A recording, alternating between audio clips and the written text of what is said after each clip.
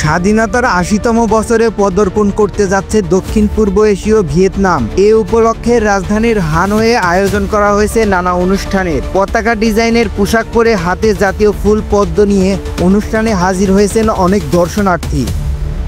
তবে অনুষ্ঠানের মূল বিষয় দেশটির অর্থনীতি ও সামরিক ক্ষেত্রে কতটা অগ্রগতি হয়েছে তার প্রদর্শনী।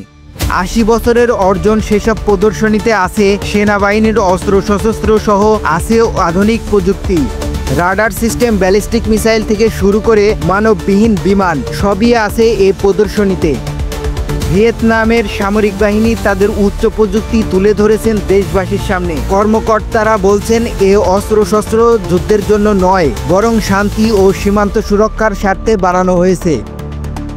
হাওনার বাসিন্দারা প্রদর্শনীতে এসে সেনা সদস্যের সঙ্গে ছবি তুলছেন, ট্যাঙ্ক আর ক্ষেপণাস্ত্রবাহী যানবাহনের পাশে দাঁড়িয়ে গর্বের অনুভূতি প্রকাশ করছেন।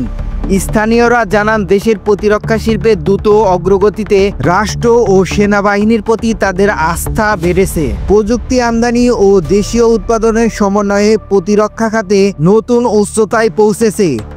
দেশটির নাগরিকদের বিশ্বাস, সাফল্য জাতীয় গর্বের পাশাপাশি অর্থনীতিকে আরও এগিয়ে নেবে।